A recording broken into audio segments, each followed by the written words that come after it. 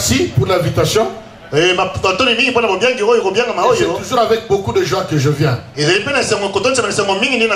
Merci à Maman Marie. C'est ma fille, mais je l'appelle toujours Maman Marie. Et merci à tout un chacun d'entre vous. Que Dieu vous bénisse dans le nom de Jésus.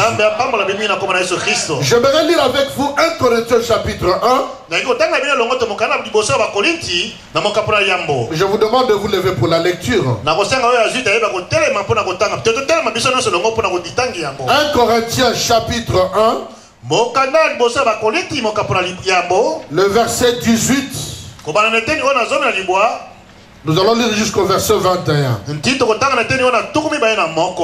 Mais notre réflexion se basera sur le verset 18.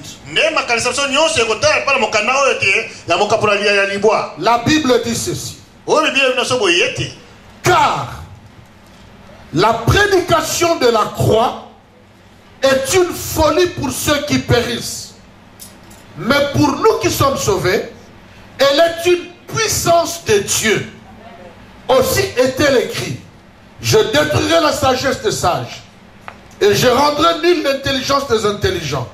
Où est la sagesse? Où est le scribe? Où est le raisonneur de ce siècle? Dieu n'a-t-il pas convaincu de folie la sagesse du monde? Car puisque le monde avec sa sagesse n'a point connu Dieu, il a plu à Dieu dans sa sagesse de sauver les croyants par la folie de la prédication. Et quelle est cette folie? C'est la prédication de la croix. Quelqu'un dit Amen. Bien aimé, la prédication, c'est le moyen par lequel Dieu a choisi de parler aux hommes. Mon père à moi, le révérend Léopold Mutomboka Lombo, il n'autorise pas que quelqu'un bouge quand il prêche. Parce qu'il peut même te gronder du haut de la chair. Parce qu'il dit toujours que le moment de la prédication, c'est le moment le plus crucial. Parce que c'est le moment où Dieu parle à son peuple. C'est le moment où le Père parle à ses fils. C'est le moment où le Créateur parle à la créature. Mais la Bible dit, de toutes ces prédications, il y a une prédication qui est une folie. Une folie pour ceux qui sont perdus. Mais cette folie-là, cette prédication, est une puissance pour ceux qui sont sauvés. Et cette prédication, c'est la prédication de la croix. C'est la prédication de la croix. Je disais, c'est la prédication de la croix. On peut tout prêcher. Révélation sur révélation. Puissance, prospérité. Mais le message de la croix, c'est un message apparemment simple. Mais c'est là que les sages de ce monde ne se retrouvent plus dans leur sagesse. C'est là que les intelligents de ce monde qui ne se retrouvent plus dans leur intelligence. C'est là que le raisonneur de ce siècle ne se retrouve plus dans ce raisonnement. J'aimerais que tu dises à quelqu'un, aujourd'hui on va nous parler de la folie. Est-ce que tu peux t'asseoir et acclamer le Seigneur?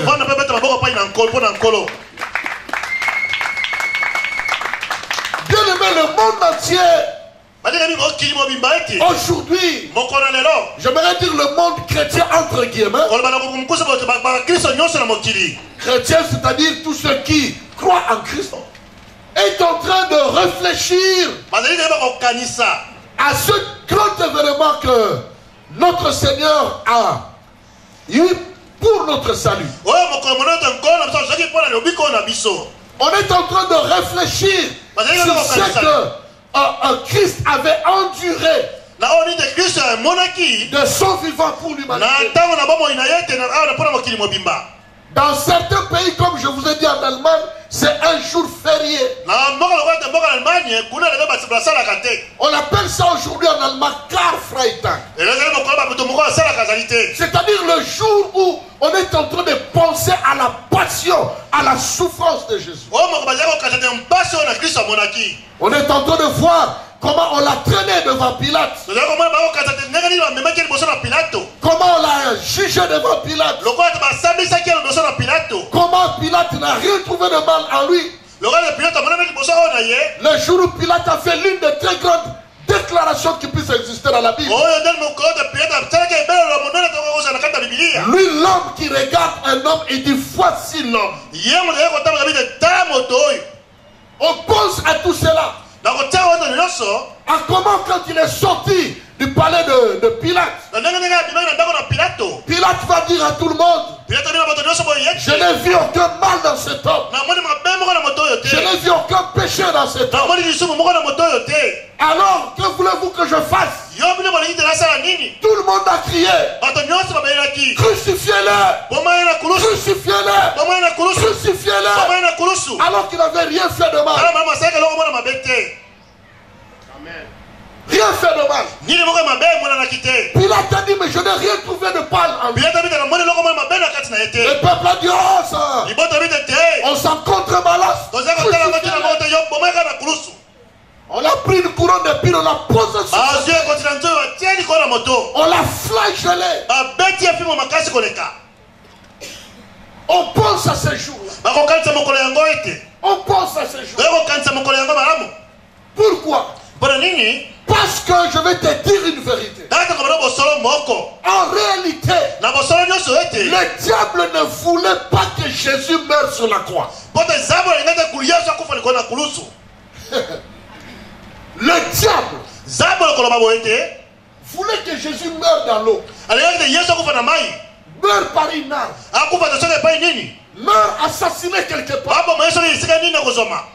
Souvenez-vous lors de sa première prédication à Nazareth. Déjà à sa naissance, on l'a menacé de mort. Lors de sa première prédication, on l'a menacé encore.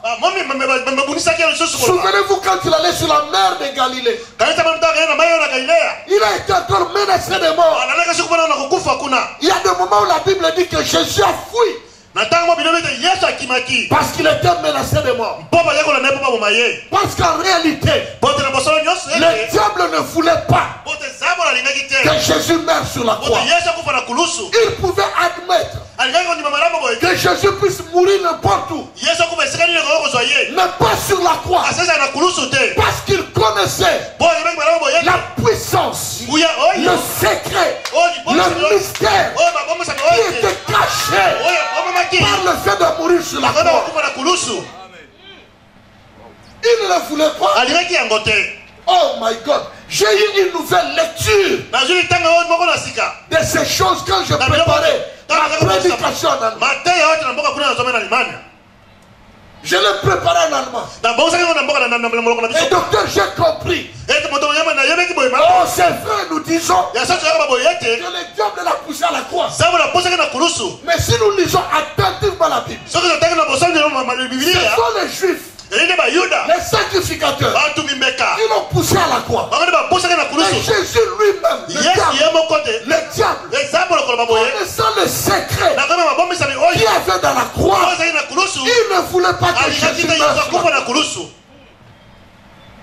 Parce que tous les miracles étaient là. Tous les secrets étaient là. Il fallait tout faire. Qu'il meure quand il était bébé. Qu'il meure pendant la mission. Qu'il meure pendant une prédication. Qu'il meure pendant son voyage de quelque part à l'autre. Qu'il soit menacé par les brigands. Qu'il meure de tout et n'importe où, sauf parce qu'il y avait un mystère autour de la croix. Il y avait un mystère autour de la croix. Toute la vie chrétienne, toute la vie chrétienne est résumée à ce qui s'est passé à la croix. C'est pourquoi la croix Kulusu est le symbole de tous les chrétiens dans le monde entier. Quelle que soit leur confession religieuse, quelle que soit la confession religieuse, de tendance chrétienne, ils portent la croix. Je préfère encore la croix sans Jésus, sans l'effigie de Jésus. Parce que nous parlons de Jésus qui n'est pas seulement mort, mais un Jésus qui est ressuscité. J'ai choqué les Allemands aujourd'hui ce matin en citant tous les noms de tous ceux qui sont morts, des prétendants, prophètes et autres. J'ai démontré qu'aucun d'eux n'est mort sur la croix. Mais le seul qui est mort sur la croix, c'était Jésus-Christ. Je dis Jésus de Nazareth. C'est pourquoi le diable devrait empêcher cela. Il y a un mystère. La Bible dit, quand on parle de la croix, c'est une folie. En allemand c'est écrit, es ist eine völlig Unsinn. C'est-à-dire, est-ce que ça se dit en français? Un non-sens. Et donc ça a sens. Mais qui pense comme cela? C'est celui qui est perdu. Mais celui qui est sauvé, celui qui comprend ce mystère, il comprend que la prédication de la croix est une puissance. Parce que c'est là que le Seigneur a déclaré la parole que le diable ne voulait pas entendre. Tout son parcours, la prédication de la croix, l'œuvre de la croix, se termine par une déclaration. Cette déclaration dit ceci: et aujourd'hui, tout est accompli. Tout est accompli. Tout est accompli. Tout est accompli. Dans Jean chapitre 19, le verset 30, Jésus qui a dit, tout est accompli. Et j'ai compris pourquoi Jésus a prié. Il a invoqué son Père. Mais pour une fois, son Père a refusé de l'écouter. Il a prié à Gethsémane. Viens avec moi. Il a prié à Gethsémane. Et il a dit, Père, si possible, enlève cette coupe de l'eau. Dieu n'a pas exaucé cette prière. Quand vous lisez ce passage, c'est comme si Dieu n'a même pas entendu cette prière. Parce que c'était dur. Lui-même l'appelle une coupe, mais une coupe amère à boire.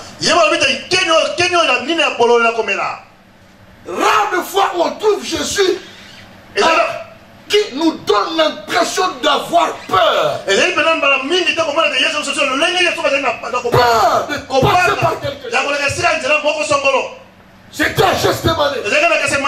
Quand sa mort s'approchait, il a demandé à son père de pouvoir éloigner cette coupe de devant lui.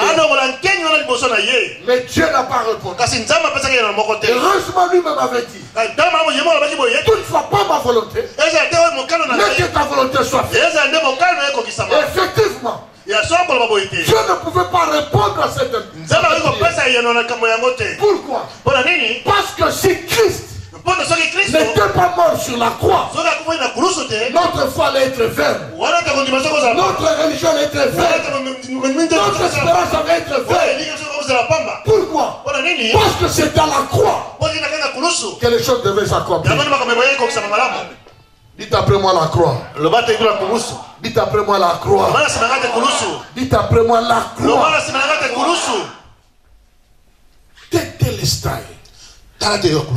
Tout est accompli. Qu'est-ce qui est accompli? Beaucoup de choses.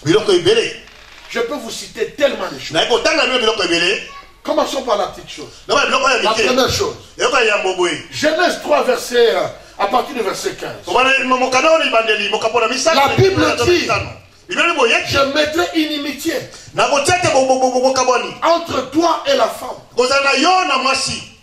Dieu parlait au serpent qui représentait le diable. Il dit, je mettrai une inimitié entre toi, serpent, et la femme. Mais aussi une inimitié entre ta postérité et la postérité de la femme. Il a dit, tu mordra son talon, mais lui écrasera sa tête. Cette parole de l'écriture, le seul endroit où notre Seigneur, la postérité de la femme, pouvait écraser la tête du serpent, c'était seulement à la croix. Et comme le diable le savait, il voulait tout faire pour que Jésus n'arrive pas à la croix. Et parfois il ne faut pas condamner Pilate. Or, autrefois nous avons dit, Pilate était chef. En tant que chef, comme il n'avait rien trouvé de mal en lui, il devait prendre sa position. Il devait relâcher Jésus. Mais j'ai compris aujourd'hui que le pauvre Pilate ne pouvait rien contre la puissance de la volonté de Dieu. Il n'a rien trouvé de mal, mais il sort encore. Alors que dites-vous? Crucifiez-les. Et celui qui criait comme ça, c'est le peuple. Il criait avec ignorance. C'est comme s'il disait, Jésus, sauve-nous. Mais parce qu'il n'était pas intelligent, ils disent, crucifiez-les. Ils ne savaient pas qu'il disait qu'on le crucifie. Ils pensaient faire du mal à Jésus. En le crucifiant, Jésus allait écraser la tête du serpent. Afin que toi et moi, nous puissions être appelés des frères en Christ aujourd'hui. La prédication de la croix est une folie pour ceux qui se perdent, mais une puissance pour ceux qui sont sauvés. Qu'est-ce qu'il a accompli? Beaucoup de promesses qu'il a faites dans l'Ancien Testament. Mais laissez-moi prendre en volet encore une écriture dans Colossiens. La Bible dit, à la croix, à la croix, lisons ça ensemble. Lisons ça ensemble. Waouh! Je ne sais pas si ça te fait du bien comme à moi. Waouh, waouh, waouh.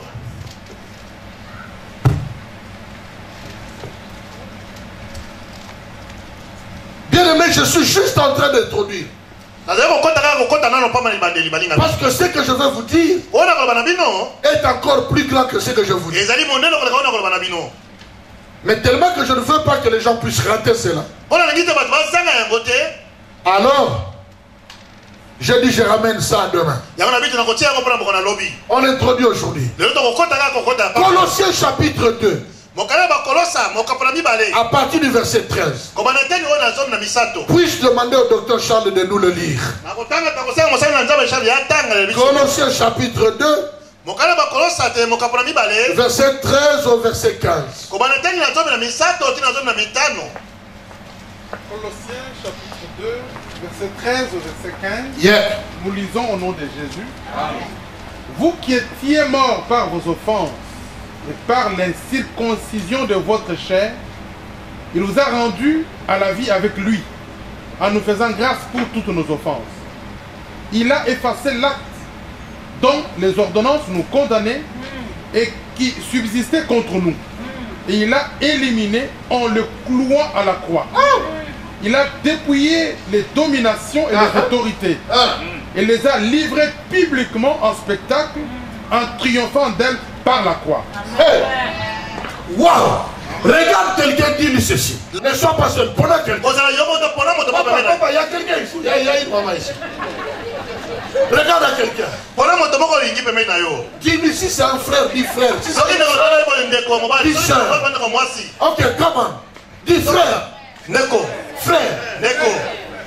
Tounaye, comment on a dit? Comment tu t'appelles? Yo, comment on a dit? Tu t'appelles comment? Moi, faire un stage. Hein? Tu as demandé, hein? On tourne comment on a dit? Ok, moi c'est Martin. Moi, j'ai un stage. Comment? Martin. Stage. Martin. Il y avait un acte. Ezaki na mokana moko boyete. Dites après moi. Le bana simananga boyete. Dis un stage. Le bana Martin boy.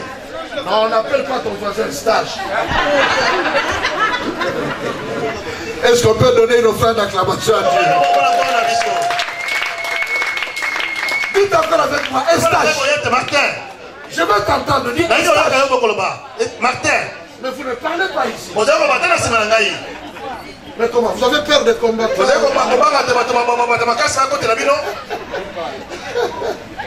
Comment? Dis un stage. Martin. Un stage. Martin. Est-ce que tu sais qu'il y avait un acte contre toi? Dans cet acte-là, toutes les ordonnances t'es condamné à la mort, à l'enfer. Mais Jésus,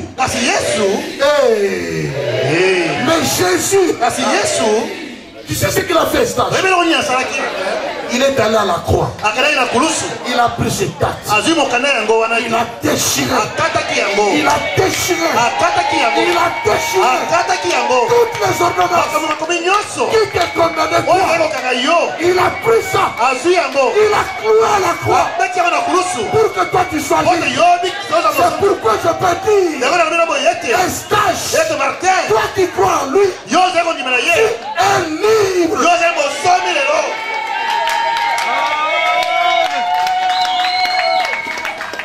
Donc s'il n'était pas mort à la croix, l'acte allait subsister encore. Et personne n'allait survivre. Parce que dans cet acte, toutes les ordonnances étaient contre lui. Dans ces ordonnances, tuez-les. Tuez-les. Il doit aller à l'enfer. Il faut qu'il aille à l'enfer. Tuez-les. Il faut qu'il aille à l'enfer. Alors le diable savait. Le diable voulait que tu ailles à l'enfer. Mais Jésus voulait te sauver. Or il pouvait te sauver qu'à la croix. Cet acte-là, dont les ordonnances nous condamnaient, devait être cloué à la croix. C'est pourquoi le diable empêchait Jésus d'aller sur la croix.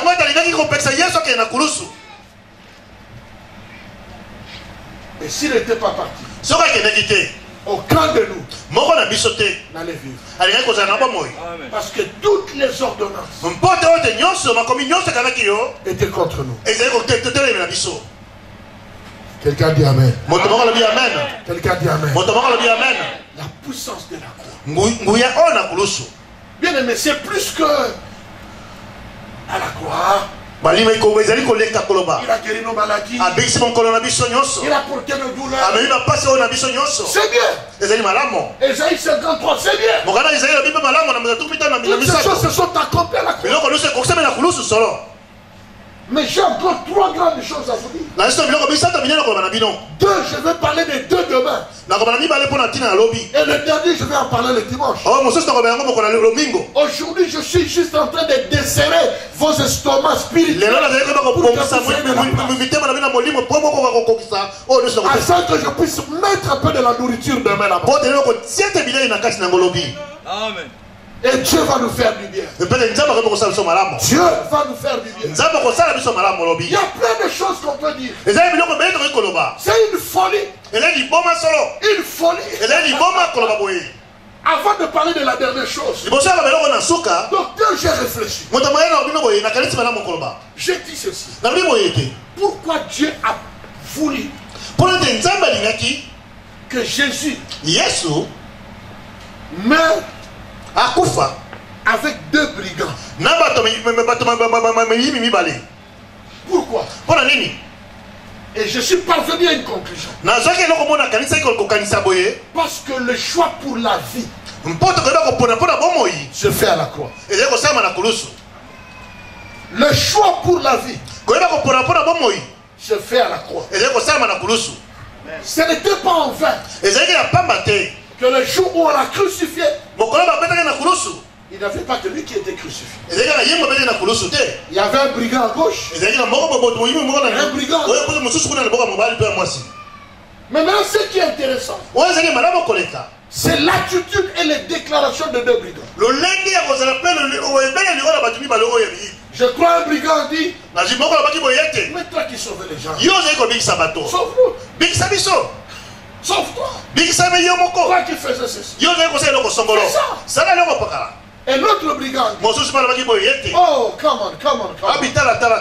Nous sommes des frères bréchants. Comment tu as compris ça?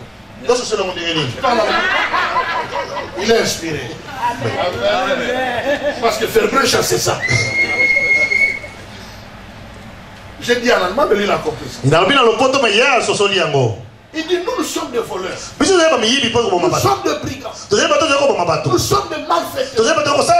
Nous méritons cette peine. Mais lui n'a rien fait de mal. N'a rien fait de mal. Et à la fin il a dit, pense à moi. Pense à moi.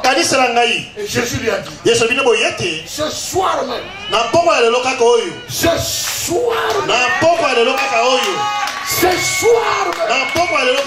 tu seras avec moi au paradis. Si moi j'étais le voleur à droite, j'allais dire moi aussi je me répands. Mais le message de la croix nous montre clairement qu'il y a des gens qui vont choisir pour Jésus crucifié et il y en a d'autres qui vont rejeter la grâce. Et pour ceux qui ont rejeté la grâce, la croix est une folie pour eux. C'est de l'idiotie. C'est du n'importe quoi. Mais pour celui qui est sauvé, le message de la croix est une puissance de Dieu.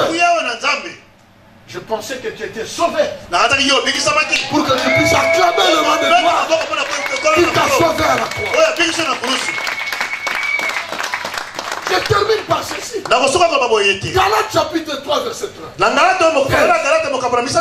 Galates 3 verset 13 je crois. La Bible dit là-bas, sur la croix, Jésus a porté toutes nos malédictions. Pourquoi? Parce qu'il est écrit, maudit soit celui qui meurt sur la croix. Maudit soit celui qui meurt sur la croix. La croix était ta place. La croix était ma place. La croix était notre place. Parce que nous étions maudits. Nous étions sous la malédiction de la loi. Ce n'était pas la place de Jésus. C'était ma place. C'était ta place. Mais Jésus, dans son amour, il a dit non. Qui ne peut pas aller là-bas? Eustache ne peut pas aller là-bas. Charles ne peut pas aller là-bas. Simba ne peut pas aller là-bas. Hortense ne peut pas aller là-bas. Daniel ne peut pas aller là-bas. Je les aime tellement que je veux me faire malédiction moi et je veux mourir à leur place. C'est pourquoi j'annonce à quelqu'un, toute malédiction en réalité n'a aucun effet dans ta vie. Parce que Christ a été fait malédiction à ta place. La malédiction de père, de mère, de socle, on dit ce soir, n'a pas d'impact dans ta vie. Mais si tu ne crois pas, cette parole a de l'impact. La prédication de la croix est une folie pour ceux qui se perdent. Mais c'est une puissance de Dieu pour ceux qui sont sauvés. Tétélestai. Tout est accompli. Mais en dehors de ce que je viens de vous énumérer, il y a 3 grandes choses qui se sont accomplies à la croix. 3 grandes choses. 3 grandes choses qui sont les acquis de la croix. Et ces choses, je vais vous en parler 2 demain. 2 demain. Et le dernier, j'en parlerai les dimanches.